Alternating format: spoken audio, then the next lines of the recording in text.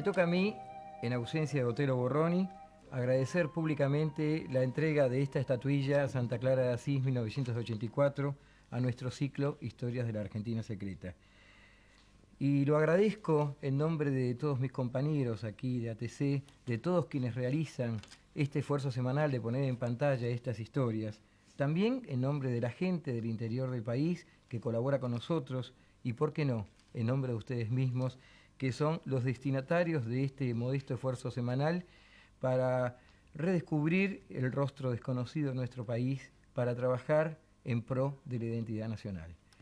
Y también desde aquí saludamos a nuestro amigo, a nuestro compañero, a nuestro colega y a nuestro amable competidor Juan Schroeder, quien también ha recibido una estatuilla Santa Clara de Asís 1984 por su ciclo Espiando por el Mundo.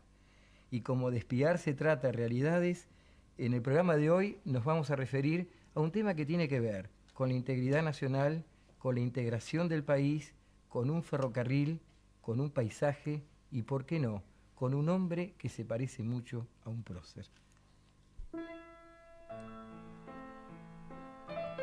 Esta es la historia de un hombre que perdió el tren. Es también la historia de ese tren, hoy por hoy el único ferrocarril privado que circula en la Argentina. Estamos en Formosa al mediodía. En pleno invierno, cuando los empleados públicos corren detrás de su almuerzo, alguien se apresta a la inminente siesta. Y todos vaticinan una tarde húmeda, brincosa, pueblerina, quieta. Una quietud que para el jefe de la estación Formosa, don Gerardo Chávez, presagia instantes de recuerdos, nostalgias, paisajes e inventarios de vida.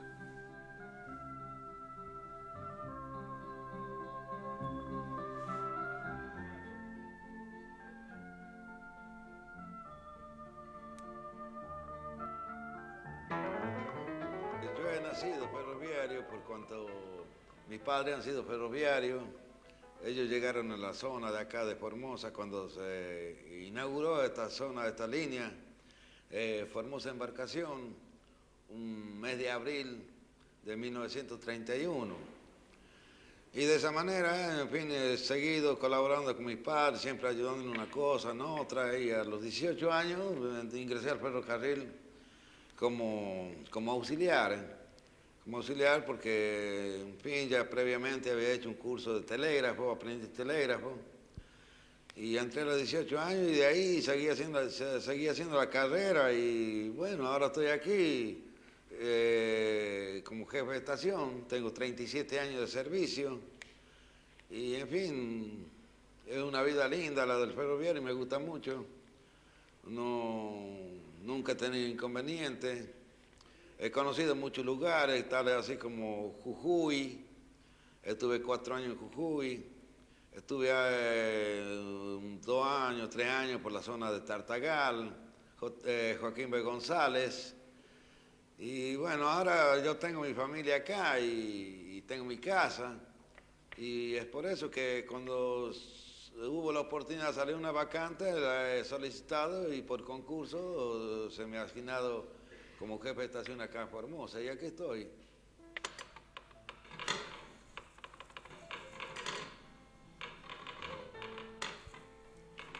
Quizás este sea el lugar de Formosa donde todo converge, donde esa aventura cotidiana que se ejerce al vivir en el interior del país adquiere ribetes de epopeya. Porque esta línea férrea, una espina dorsal que atraviesa Formosa de punta a punta, que integra pueblos e historias, nos llevará, en un mototren tan insólito como eficiente, al encuentro de paisajes, hombres e historias. Quizá a la historia más ejemplar que jamás se haya narrado en este programa.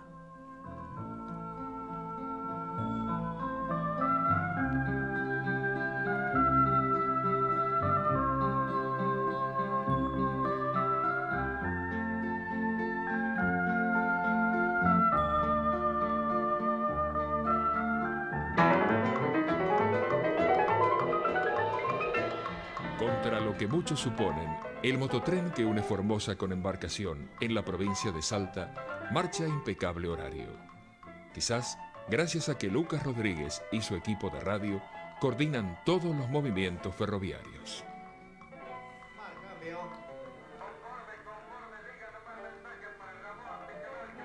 Sí, hoy no puede viajar la señora en razón de haber surgido problemas de último momento. Perfecto. La señora no puede viajar por un inconveniente de último momento. Lo hará el día jueves 16 del 8 en el coche motor que sale de esa a las 13:30. Cambio. De este tren único en el país nos habla ahora el doctor Edelmiro Vicentín, ministro de Asuntos Agropecuarios y Recursos Naturales de la provincia de Formosa. Este ferrocarril que une las provincias de Salta y Formosa, identificado como ramal C25 ante el Ente Ferroviario Nacional, representa el trazo de unión transversal del país. Tal vez una excepción dentro del diagrama ferroviario nacional. Si observamos la traza de las distintas vías férreas en todo el contexto territorial argentino, se observa con nitidez la confluencia de la mayoría de las líneas férreas hacia el puerto de Buenos Aires. Este tal vez sea una excepción a esa regla de centralismo excesivo, cuyo punto terminal o vértice representa la ciudad puerto de Buenos Aires. Y tal vez por ser el único es tal vez el más olvidado, tal vez porque su rentabilidad no sea la adecuada para quienes ven las vías de comunicación o ven las instalaciones ferroviarias del país con un objetivo meramente mercantil, es decir, lucrativo, que dé exclusivamente ganancia. Otro testimonio define casi matemáticamente las inusuales características de este ferrocarril. Está a cargo de Pedro Antonio Monteros, su maquinista. Bueno, yo soy conductor ferroviario, pertenecía anteriormente al Ferrocarril General Belgrano. Hoy estoy trabajando en la empresa Atahualpa, Sociedad de Responsabilidad Limitada, jubilado, y este servicio se lo realiza la única empresa privada del país que realiza los servicios de forma regular de embarcación hacia Formosa, con un recorrido de 17 horas, de forma 3 veces a la semana, lunes, miércoles y viernes salida de embarcación, y con salida de Formosa martes, jueves y sábado. La salida de embarcación 15 y 20, llegada a Formosa 17 y 14. Sale los días martes de Formosa a horas 3 y 30 y llega a embarcación a horas 5 y 14 de la mañana. Un total de 702 kilómetros en un recorrido de 17 horas, el permitido del tren.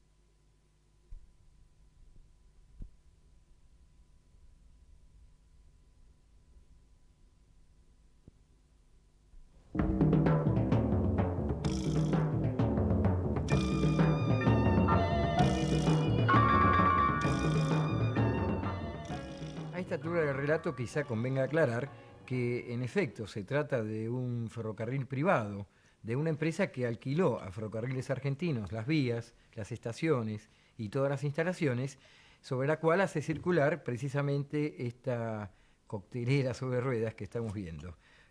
Tren que enhebra paisajes, circunstancias y hombres. Pablo Valenzuela nos habla de su trabajo durante los periodos de inundación. Bueno, en época de inundaciones, la situación se torna un poco crítica, ¿no es cierto? En mis funciones, por ejemplo, se tiene que, solicitar a veces colaboración a la población. En fin, la gente se comporta fielmente con la repartición, con agua y energía en ese aspecto. Todas las necesidades, por ejemplo, en fin. Claro, yo, por ejemplo, como agente de la zona, ya soy prácticamente familiarizado, vendríamos a ser una familia, ¿no es cierto?, con la población. La inundación, un castigo cíclico que atrapa a los formoseños agravando la marginalidad provincial. Las estadísticas son elocuentes. 26 de cada 100 escolares están desnutridos. El 40% de las viviendas formoseñas están infectadas por la vinchuca. El 64% de los formoseños fallece sin atención médica y la mortalidad infantil trepa al 49%. La tasa de analfabetismo en los últimos años creció al 12%. Los jóvenes formoseños se van y muy pocos vuelven. Regreso a mi pueblo cada vez que tengo oportunidad. Pozo del Tigre es una población que consta más o menos con 3.500 habitantes. Es un pueblo chico, ¿no es cierto?, pero muy lindo, pintoresco, como también se pueden encontrar aborígenes, ¿no es cierto?, que viven allí, algunos ya civilizados, pero se podrá también encontrar si uno entra un poco hacia el monte, ¿no?, aborígenes bastante, ¿no?, con sus ropas características. Bueno, ¿qué más les puedo contar de Pozo del Tigre? Bueno, los medios de transporte, bueno, como se verán, este es uno de los medios, el coche motor. Después tenemos los ómnibus, pero pasa que los ómnibus cuando llueve no pueden a veces llegar, ¿no? Porque como no está toda asfaltada la ruta 81, está hasta Estanislao del Campo, o sea, de Estanislao del Campo a Pozo del Tigre dista 30 kilómetros, más o menos, así que se hace un poco problemático en tiempos de lluvia. La necesidad del tren se evidencia en los recuerdos del inspector Orellana. En una oportunidad en la estación Pirané subió un señor que se encontraba accidentado, que tuvo que llegar a esta localidad de La Lomita para ser asistido en la sala primera de auxilio. La empresa tuvo que hacer todo lo posible, todos los medios para hacerlo llegar hasta la mencionada localidad para ser atendido por los médicos. Y de esa manera se salvó la vida. La familia Brites en pleno, en cambio, tiene sensaciones más placenteras. Después de muchos años de trabajo, disfruta de este viaje de vacaciones. Bueno, yo voy a Salta, camino a Salta con mi chico, con mi esposo. Nos vamos de vacaciones, él trabaja en la policía de Formosa, nos vamos unos días a pasar las vacaciones, la licencia que él tiene. Es la primera vez que nos toca este viaje. Y espero que pasemos bien la vacación en Salta y que estemos de vuelta a Formosa. Al llegar a la estación Palo Santo, luego de varias horas de viaje, el único ferrocarril privado del país nos deposita en el epicentro de una actividad económica que en Formosa ocupaba a numerosa mano de obra. La producción de carbón vegetal con destino a los altos hornos de Zapla y otros centros de consumo. Un documento de la Subsecretaría de Planeamiento de la provincia da cuenta de que la principal riqueza de Formosa es su tierra, que, en general, se encuentra no utilizada o subutilizada. De los 2,5 millones de hectáreas agrícolas, se utilizan solamente 200.000.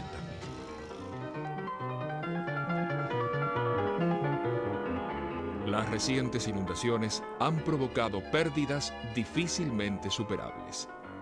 Se dañó, por ejemplo, la tercera parte de la cosecha de hortalizas, algodón y granos. Y se redujo la superficie sembrada en un 23%. Se perdieron casi 9.000 toneladas de carne por disminución de peso en el ganado y más de 45.000 cabezas por menor número de pariciones. Otros indicadores son igualmente alarmantes.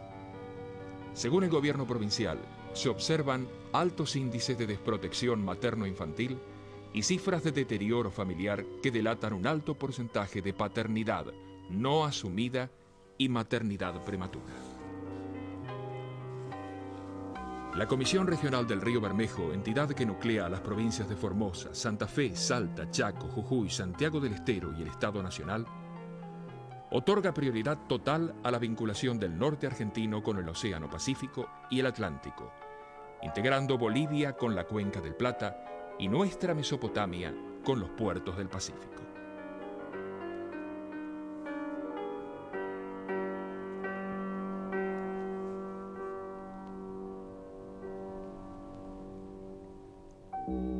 Para ese objetivo, la reactivación de esta red ferroviaria, la pavimentación de la Ruta Nacional 81, que corre paralela al trazado de este tren, constituyen un trabajo más que imprescindible.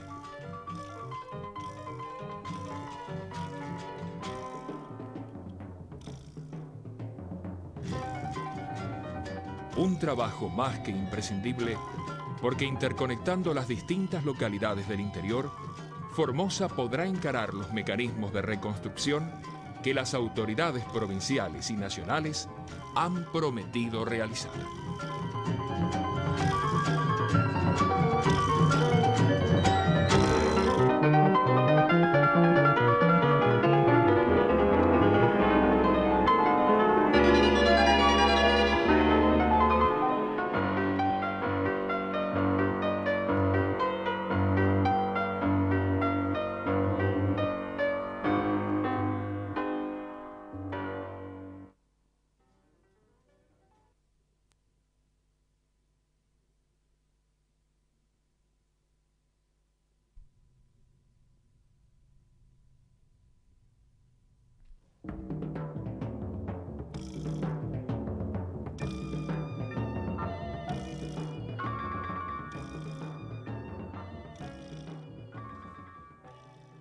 Y en la mitad del itinerario de este curioso e insólito ferrocarril argentino, las cámaras de Argentina Secreta se bajaron del tren y se quedaron en Estanislao del Campo. Y allí, precisamente, fuimos al encuentro del doctor Maradona, un hombre que indudablemente es absolutamente desconocido para nosotros, pero que, sin embargo, en el mañana figurará su nombre en una plaza, en alguna estatua, en alguna calle. Esta es la historia del doctor Maradona aquí en Historias de la Argentina Secreta.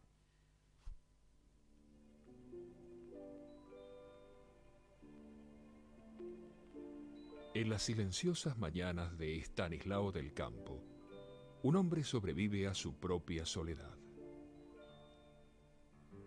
Cansado y memorioso, el viejo elude los honores mundanos, los favores de la fama, las visitas de homenaje que, cada tanto, alguna institución o algún colega le realizan. Sorprendido por la Cámara de Historias de la Argentina Secreta, el doctor Esteban Maradona, médico rural, nos dará un testimonio de su vida.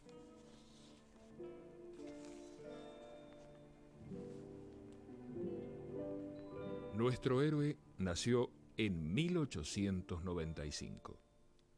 Fue campesino, tipógrafo, maestro rural, periodista, explorador del entonces desconocido territorio chaqueño formoseño y ávido observador de la naturaleza. Durante la guerra entre Bolivia y Paraguay, ofreció sus servicios como médico a los países beligerantes, actuando en la Marina de Guerra paraguaya. Al final de la contienda, renunciando a todos los honores que le iban a tributar, Maradona viajó hacia Formosa. En la capital formoseña se embarcó en el tren rumbo a Salta, pero al llegar a Estanislao del Campo debió abandonar el viaje para atender a una parturienta. Cuando, días después, quiso retomar su itinerario, encontró que los andenes de la estación estaban poblados por indios y criollos que esperaban su atención médica. Y decidió echar sus raíces en este pueblo, por entonces un villorio en medio del desierto. Maradona cumplirá dentro de 2 meses 50 años de estadía en Estanislao del Campo. En ese tiempo fundó una colonia aborigen, una escuela, proyectó el camino hacia el río Teuco, exploró fuentes de agua potable, realizó mejoras en la estación ferroviaria y erigió la primer comisaría de la región. Su modestia le impide hablar de su obra científica. Su pobreza material le inhibe demostraciones de su grandeza moral, de su estatura espiritual. Este hombre, este sabio, este auténtico prócer de los argentinos, escribió 22 libros, algunos de ellos editados en el exterior. Es, además, autor de tratados sobre lengua toba, mataca y pilagá, e investigador de la flora y fauna de la región. Este médico, que desciende de un diputado de la Asamblea de 1813, la misma que derogó la esclavitud y los instrumentos de tortura, memora ante nuestro micrófono algunos tramos de su vida, algunas claves de su propia existencia. La infancia la pasé sobre todo en Barranca, a la costa del río Coronda. Vivíamos aislados de todo centro poblado.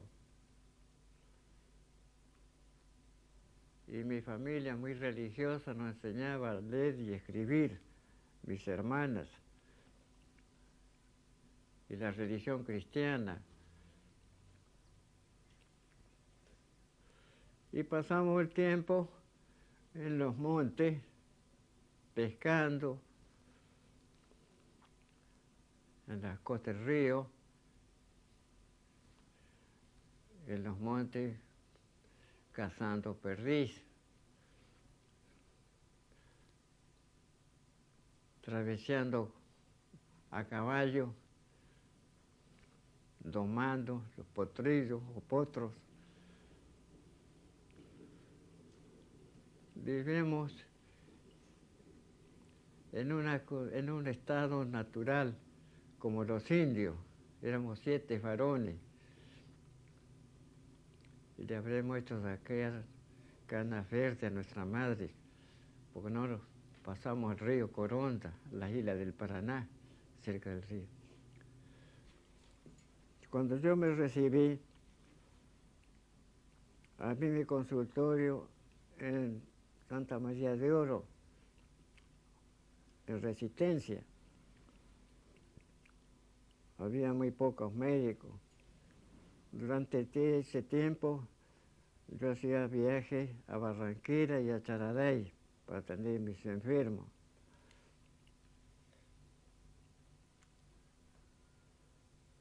Me dedicó como un periodista de campaña a escribir en La Voz del Chaco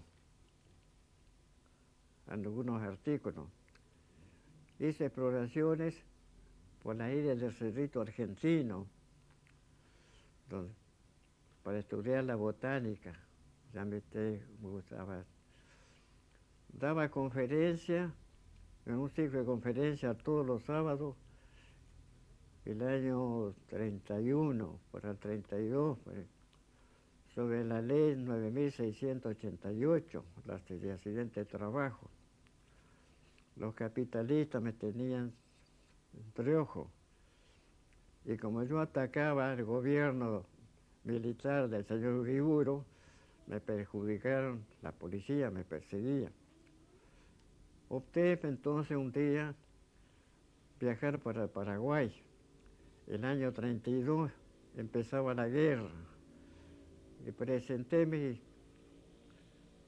condiciones de médico para actuar con un fin humano y cristiano, para restañar las heridas que pudieran infligirse al soldadito que cae en la batalla. No me importaba que fuera paraguayo o boliviano. Cuando yo llegué a Asunción me tomaron preso, creían que yo era espía, pero elegantemente después, con mi comportamiento de ciudadano argentino, terminé el año 35. Cuando terminó la guerra, yo me vine renunciando a un banquete y a una demostración que trataron de hacer en el puerto con banda de música. no quise aceptar semejante homenaje después que me habían puesto preso al llegar a Asunción. Mi campaña fue amplia y mis pocos pesos los invertí en vez de jugar a la quiniela y andar en las patas de los caballos. Traté de invertir mi dinero haciendo un bien para esos pobres enfermos, dermatosos. Cuando yo llegué a este lado de Resistencia, continué mi campaña contra la lepra. No pude ir a Corrientes porque era peligroso, me decían, si fuera a tratar ese asunto en ese pueblo donde había sido un semillero de leprosos. Pero no obstante, contribuí con mi hierba, azúcar y unos cigarrillos a los pobres leprosos que estaban en los aledaños de la ciudad de Corrientes, donde estaban casi abandonados. Con el tiempo, cuando pasé al Paraguay, opté por favorecerlos también en ese sentido, y después se hizo una colonia que me quisieron nombrar médico jefe de esa colonia en Zapucay. Terminó la guerra, yo me vine para Formosa, y como siempre hacía esos viajes de Asunción para Buenos Aires, opté de conocer Salta y Jujuy para conocer los elementos históricos que hubiera del tiempo de la independencia, de la guerra, donde de mi antepasado tuvieron alguna actuación, y después pasar también para Tucumán a visitar a mi hermano Juan Carlos, que era intendente de la ciudad, y establecerme con mi madre en Buenos Aires, la calle Walfin. Cuando yo vine para acá, había dos trenes por semana. Y yo no sé quién supo que yo era médico. Había un coche de primera y dos de segunda. Y entonces yo como que quedaba dos o tres horas aquí para cambiar máquinas. Entonces me dijeron que había una enferma que hacía 3 días que no podía tener familia. Y que era cerca y todo eso. El caso es que con ese motivo me quedé a verla y todo eso. La vi muy grave porque estaba bastante en malas condiciones. Y para no abandonarla, me tuve que quedar. Perdí mi pasaje y perdí mi puesto que tenía que recibirlo en Buenos Aires. Ahora, con ese motivo me quedé. Entonces, una vez que estuve acá y ya no pude continuar, cuando quise levantar vuelo, se me presentaron enfermos de los 4 puntos cardinales, de acá de Barreta, Fontana, de acá de la Lomita, Ingeniero Juárez, de San Martín II, que hace como 20 y tantas leguas, y de acá del Teuco. De manera que yo venía a ser como como diremos, un puntón acá, como se dice, como una estaca de concentración. Y de ahí las propagandas de las casas de droga y todo eso, de Europa, de acá de Norteamérica, de Buenos Aires, llegaban acá. Cuando yo llegué, en esos días, empezaron los indios. Estaba todo rodeado de indios, todo eso. Todo esto era monte. Había 4 o 5 ranchos y me querían matar los indios. Tanto que había un famoso Pablito que me agarró y me sacudía. Pero yo nunca le tuve miedo, nunca le demostré miedo. No por darme de valiente, sino que soy así nomás. pero con la palabra dulce y con la práctica de tratando las enfermedades, dándole tabaco, lo que le ha sido prohibido en usted, justamente de esa forma. Algún trapo, alguna ropa, lo traté perfectamente hasta hoy. Y como la he curado, y le proveo de ropa, y le he proveído de zapatos, de calzado y todo eso. Me arremangué, me metí en el monte nomás sin ningún temor, arriesgando mi vida y mi salud. Y también, pero sin embargo le levanté una escuelita con unos pesos que me pesaban en los bolsillos. La 167, que del Consejo de Educación recibí después de 3 años de solicitud un maestro. Lo que mucho tengo que hacer es resaltar es que el doctor Amílcar Argüelles, ministro de Salud Pública de la Nación y Medio Ambiente, vino años pasados, hace 2 años más o menos, y le pedí que me hiciera una escuela más grande para los niños. Esa escuela lleva el nombre de mi antepasado, José Ignacio Fernández Maradona, amigo de San Martín, a quien entregó 2 negros que eran esclavos de esa época. Entonces, recién le han dado la inmortalidad a mi antepasado, que vendría a ser como tatarabuelo mío, sanjuanino, era diputado por San Juan.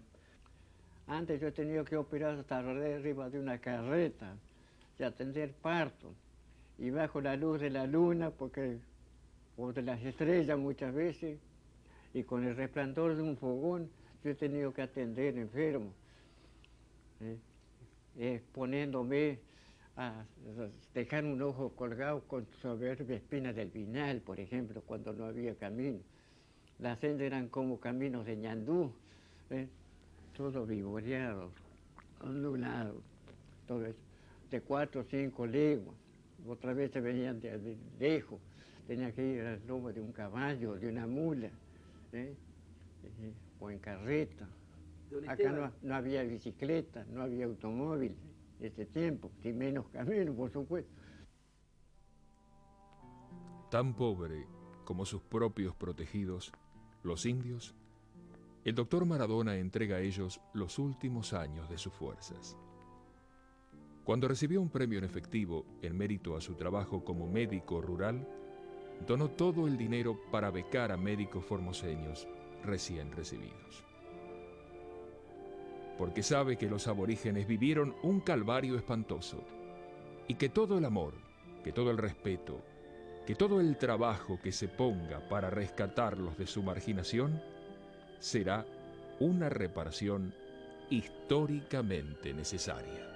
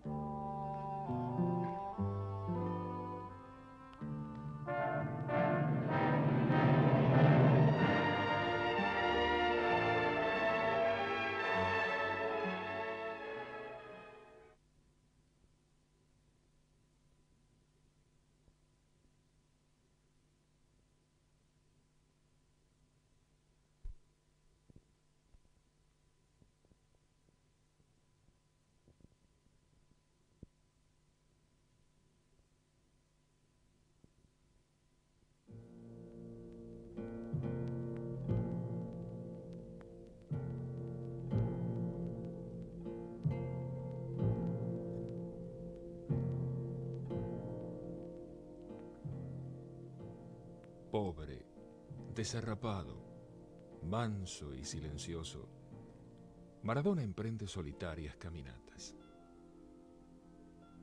Sus pasos lo llevan, como si se tratara de una peregrinación laica, hacia la colonia aborigen Juan Bautista Alberdi, que él fundara décadas atrás. De esos tiempos, felizmente superados, Maradona dejó un testimonio en su libro A través de la selva. En él, sin eufemismos, dijo: la explotación del indígena americano no es una novedad. 10 a 20 centavos por hachar leña, siempre la más dura. 10 centavos por acarrear agua en barriles durante tramos de 6 cuadras. Un peso diario para que transporte todo tipo de cargas. ¿Y qué decir de los ingenios jujeños, salteños y tucumanos y de otros que efectuaban los pagos con vales, con cosas deterioradas e inservibles, con coca, tabaco, alcohol?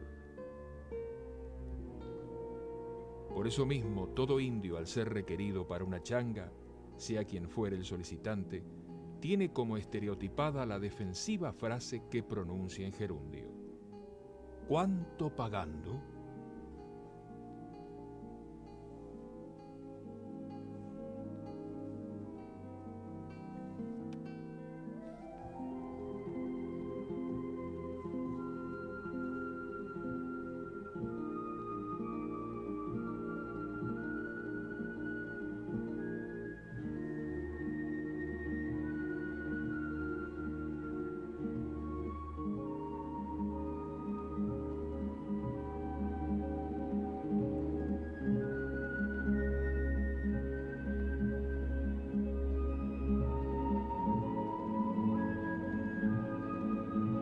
Estos comentarios, escritos en 1936, le valieron al doctor Esteban Maradona toda clase de admoniciones.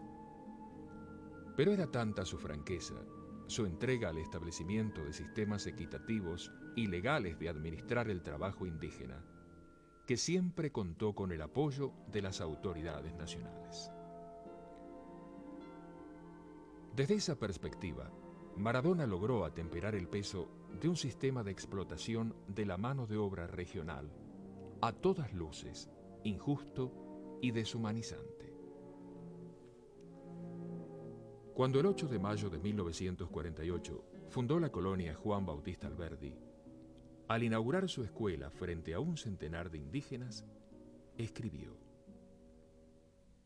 «La mueca salvaje se torna en aire de sumisión, y se lee en sus ojos de mirar penetrante la resignada compostura de un espíritu deprimido que lleva la emoción en los labios y la paciencia en sus propios pies».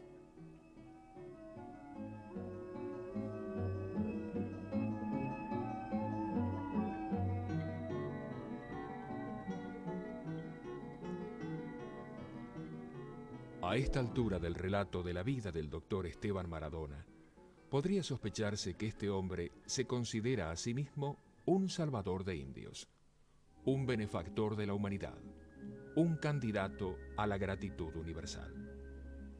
Nada más lejos de sus pensamientos, de su cotidiana actitud de renuncia a todos los bienes terrenales. Esa actitud evangélica, casi mística, ese testimonio bíblico que cualquier vecino de Estanislao del Campo tiene en este hombre de bien, se ejerce con total humildad y rechazo a los ditirambos de la trascendencia.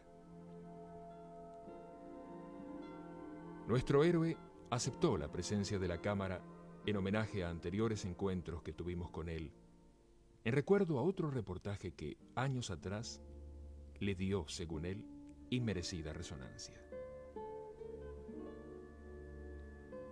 El doctor Maradona sabe que su conducta de vida, esta filosofía que le acompaña durante 89 años, no sucumbió ante los aplausos de los poderosos ni ante la efímera trascendencia de un programa de televisión, ni, mucho menos, ante los laureles que el tiempo marchita y la memoria olvida.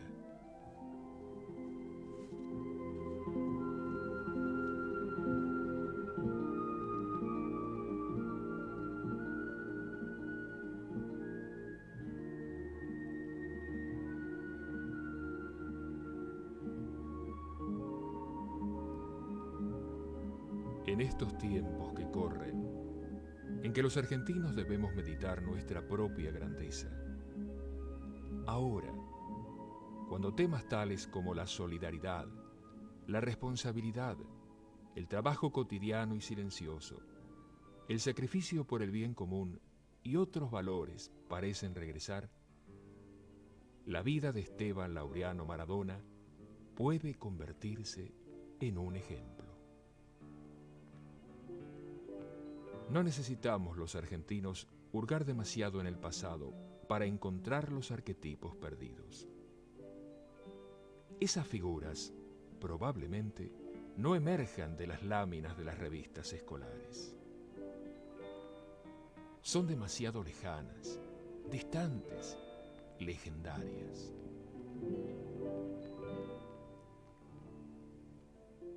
Por eso, cuando el largo bostezo de la siesta formoseña llegue a su fin y todos despertemos, la sombra de este hombre se alargará hasta distancias increíbles, atravesará paisajes y su ejemplo cundirá, porque todos verán qué fácil es imitarlo, alcanzarlo, llegar a él.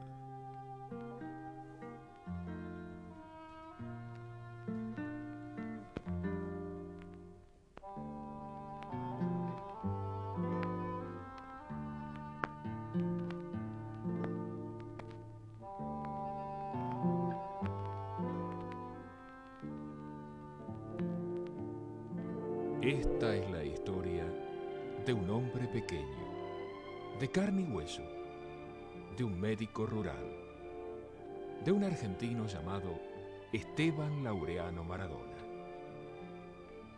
Es la historia de un hombre que perdió el tren, pero ganó un lugar en la historia, junto a los próceres.